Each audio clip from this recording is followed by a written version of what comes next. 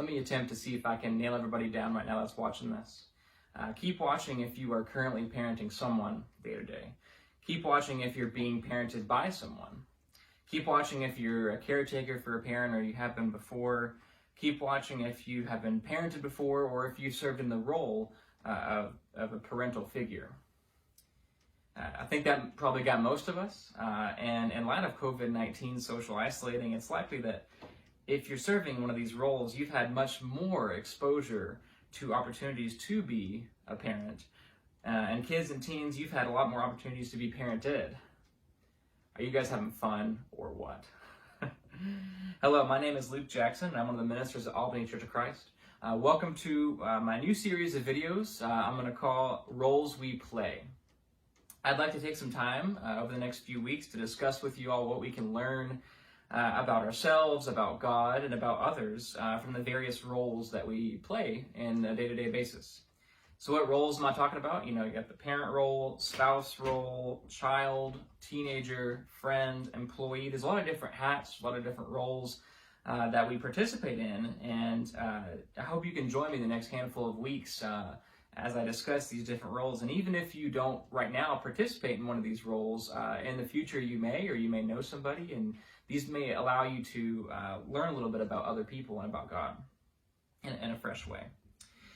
In this episode today, I began making comments about parents and being parented. And for many of us, COVID-19 social isolation has really shaken up what this role looks like, hasn't it? Parents have had probably a little more time around their kids, and kids vice versa with their parents. And if that weren't enough, all of these support systems like grandparents and friends and churches are being told to keep their distance. This is a unique time, to say the least. And even if it comes to an end soon, I hope we can look back on these moments and learn about ourselves and learn about God. And for those of you who aren't parents, who are too young or who aren't interested or aren't sure about this, I hope you can continue to tune in today as you look toward potentially becoming a parent in the future. And as you evaluate this or potentially venture into this role later on, maybe you'd be able to head into it with a more informed perspective on how God can use it. I myself have been a parent for 3 years, so I'm by no means any expert on parenting, and I hope you don't hear me today as condescending or judgmental or someone who has it all together in my role, because I surely don't. If you know me, I may have told you before how I tend to, for a few years, I felt like Ashley's intern as a parent. And there's been some days where if my parenting were an internship site, I may have been kicked out for subpar performance. But stopping here for a minute, even though I joke about this, I'd like to make something clear. Being a parent is not a performance. That being said, many of us, including myself sometimes, act as though it is. So this can be an important role to look into today as we talk about God and ourselves. So here's where I'd like to go with you today. How does our relationship with God and His truth inform us about the role of a parent? And on the flip side, how does the role of being a parent inform us about our relationship with God? So let's start here with our relationship with God and how this impacts us as a parent. The Bible uses several images and even you could call it roles to describe who God is and our relationship with Him. And one of the most common, if not the most common, way that God is described and as He relates to us is a father. Now, this role of father is really influential for a lot of us. To the point to where, as I begin to talk about God as my Heavenly Father, I begin thinking of my earthly father and all the experiences that I've had with Him and how I relate to Him. And I don't know what this role of father means to you, but I do know that many people don't know their fathers at all. Many people have been mistreated by their fathers. And on the other side of things, many people have idolized their fathers. There's a lot of different ways that people think about their fathers, and if it's possible for you right now, I'd like to, no matter where you're at, just put those on the side, kind of put those on the shelf, and let's focus for a minute on God, our Father. Let's flood our perspective right now with the parable of the prodigal son in Luke chapter 15 to kind of ground us in that. Jesus Himself describes the way that God relates to us through a metaphor here, story, describing a father relating to his son, and He's trying to tell us something about God. Now, without getting too much into the parable, let's just see how this father in this story that Jesus shares responds to his son. And just for a refresher, Jesus tells the parable of where a father has two sons, and the younger son asks his father for his inheritance while his father is still alive, ouch, and then goes and spends it all on reckless living. And then the son gets to a point to where he has nowhere else to go, he's eating out of pigs' pens, and he's hungry, and he decides to return back to his father, hopefully to be treated as one of his father's hired servants. So after messing up, the son is thinking about how he can come back to his father, and he kind of acknowledges that the only way he could possibly come back into his father's life, to enter into a relationship with him again, or to have even his basic needs met of food and shelter, would be for the son to earn them, that he would have to work as a hired servant instead of being a son. And that's kind of where the son's at. So the son has all this in his head. He's been mulling over the words he's going to say to his father, and as he walks towards his father, after all this, the father blows all the expectations and thoughts that the son has made out of the water. The father he runs to his son and embraces him and dresses him in the finest clothes, and then throws a welcome party to welcome him back as the son that he was lost and now he's found. So what is Jesus telling us about God as God relates to us? What is he trying to tell us with this story? Jesus is telling us, for one, that God's love is not based upon any merit, any award, or anything that we have done. He is telling us that God has chosen to give us everything, not because we deserve it as good and awesome people, but just because God has chosen to love us. Jesus took the punishment that we deserved. That even though Jesus from eternity has been with God in this intimate Trinitarian relationship, Jesus actually became separated from God when he bore the wrath and the punishment that we deserved, the separation that we deserve from God, so that we could be reunited with God as our Father, so that we could embrace God and he could embrace us. Talk about a good Father. So, what does all this about our relation with God inform us about the role as a parent? And more specifically, how does God's unconditional love to us inform our love to our children? Well, first off, it shows that the love parents give to their children should not be based upon any kind of merit or the things that the child does. And this can be a really difficult thing to actually execute. When you've told your child over and over again to not do something, and then they look back at you and smile, then do it again. Or when your child incessantly bothers all of their siblings at the same time, and then you. When your child doesn't live up to their abilities in school, sports, or any other activity. There's so many different ways and reasons that it can be difficult to love our children unconditionally, and this is where grace comes into the picture. Just as God has forgiven us, we should too forgive our kids. Just as God's love for us does not have strings attached, our love for our kids should not have strings attached to any merit or anything that they do or any behavioral requirement. So this raises a question. What do we do then when our child makes a mistake or is headed in the wrong direction? Yes, we understand, and many parents who are Christian would agree, yes, I should love my child unconditionally, but then when it comes to our children making mistakes or falling, it kind of gets a little murky. So here comes my second point. The father in the parable of the prodigal son allowed his child to make a mistake and allowed him to make his own decision. Now, I hope you don't hear this as a blanket statement or as a blank check, okay? Be careful. God's awesome love for us doesn't translate into parents just allowing their kids to do whatever they want. That's not what I'm doing here. In fact, it's nearly the opposite. Part of loving our children is training them and disciplining them in the Lord and training them to eventually leave the nest. When Avery, my 7-month-old, entered the world, she was completely dependent on us as her caregivers to give her nutrients, to give her what she needed. She couldn't sit up, she couldn't crawl, she couldn't really communicate even through facial expressions just yet. But then slowly and surely, it's been neat to watch her as she has gained skills and abilities to enable us to let her play by herself some, to have a little bit of freedom and independence, and to eat finger foods by herself and make a mess and explore the world by herself a little bit. Now, as we fast forward to when Avery's a teenager, which I'm not really looking forward to be honest, we will be walking the tough road that many of you parents are walking through right now that I work with and I have related to. And it's a tough place to navigate. knowing how much freedom and how much to allow our kids to make mistakes and fail is just really difficult to conceptualize. And I really wish there was a chart that I could attach to this video that would just give us all the answers. And if any of you do have a chart of that nature, please send it to me.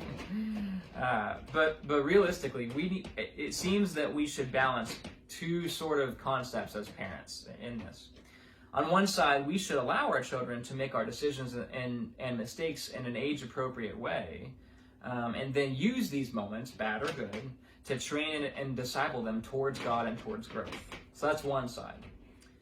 On the other side, parents also need to sometimes step in to advocate or even to protect their children from suffering or harm.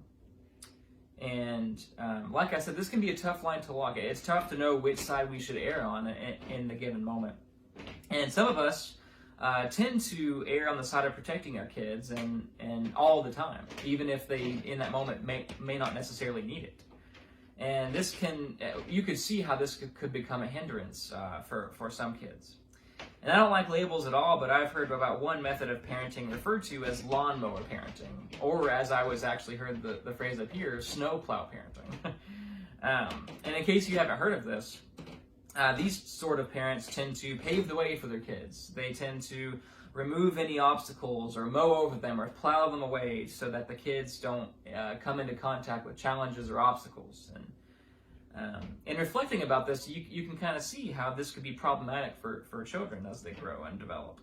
If parents constantly pave the way through life for a kid, then once the kid finally gets out of the house and have real responsibilities and make real decisions, then they might become debilitated and not know what to do or how to handle things on their own. And even though my kids are on the younger side of things, I've caught myself a few times erring on this side of lawnmower parenting.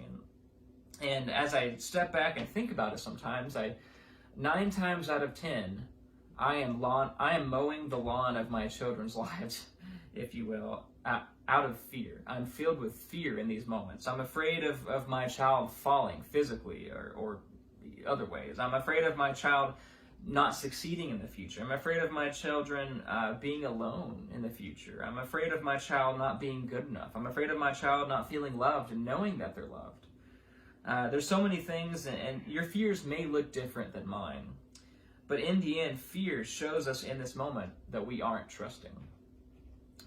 1 John 4:18 says, "There is no fear in love, but perfect love casts out fear. For fear has to do with punishment, and whoever fears has not been perfected in love." This verse is comforting to me, and yet other times it's quite challenging. As we operate in this role of a parent, there's going to be times where we won't be able to control a situation or predict a mistake or fix a situation. And that's really difficult. We live in a world fallen in sin, and it can be really scary sometimes. So how is it possible for all of us not to just resort to being reactive, to being fearful and mowing over or plowing over any obstacle, challenge, or potential suffering that our kids go through? How is that possible? Well, it actually goes back to our relationship with God, of course. In 1 John, a few verses earlier, in 1 John 4:4, it says, "Little children, you are from God and have overcome them. For he who is in you is greater than he who is in the world."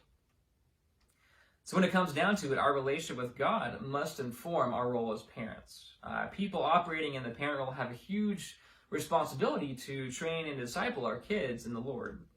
That being said, ultimately, no matter how good of a parent we are, no matter how much we look into things, do our research, pay attention to the most updated data and videos, God is the one who is holding our kids. It is God who will be with them for eternity.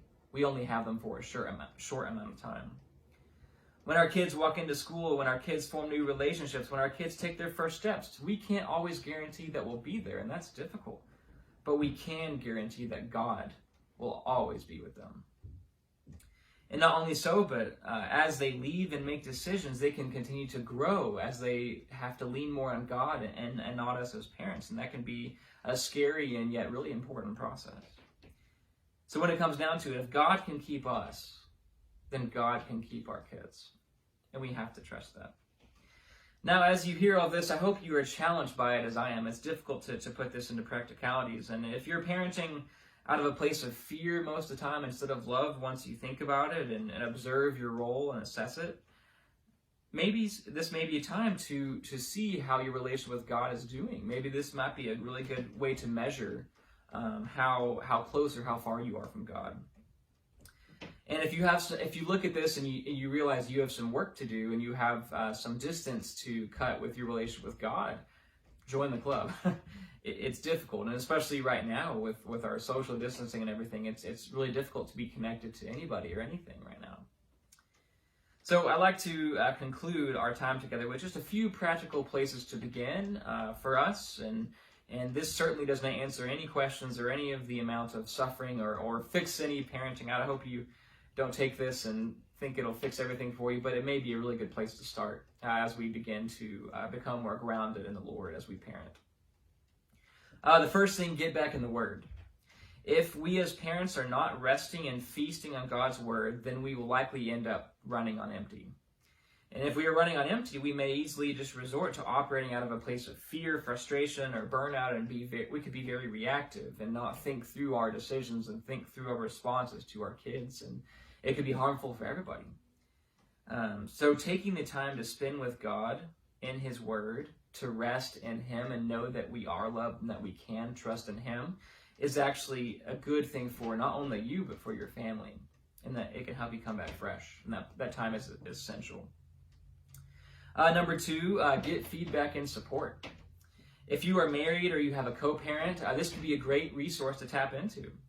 After big or small moments happen with your child or your children, maybe you take some time to talk about them every once in a while and ask for some feedback, or ask how your partner saw things happen in you and how you responded. Seeing yourself from a fresh pair of eyes outside of yourself may be really helpful. It might reveal something that you may not have noticed about yourself, and this may lead you to some further reflection and a further way to measure how you're doing. And beyond just feedback, though, we should also not be afraid to ask for support. That we don't have to do this alone, that we can ask friends, we can ask parents, we can ask people around us. I know it looks different right now in our society, but there are ways that we can have investment of other adults to influence our kids. And research shows, at least in the church, that if we can have other adults invest in our children, in addition to the parents, that it increases the likelihood of children and teens, once they graduate high school, to stay in the Lord. And that's something that we need to look to. So whatever you do with this role of being a parent, I hope you can use it to glorify God. That your family name, that your legacy is not meant to promote your own stature, but it's meant to promote God. That God built this relationship structure to train not only our kids, but to train us to depend on Him. I hope we can use this awesome and sometimes exhausting relationship to reveal God to us in a unique way. And like I said earlier, if you aren't a parent or if you aren't interested in that, I hope that you can look around at other parents or even serve in a parental role, a spiritual parent, in a way that can reveal God to you in a way that you haven't discovered just yet. Well, thank you for tuning in to my first episode of the Roles We Play series, and I hope to see you next time.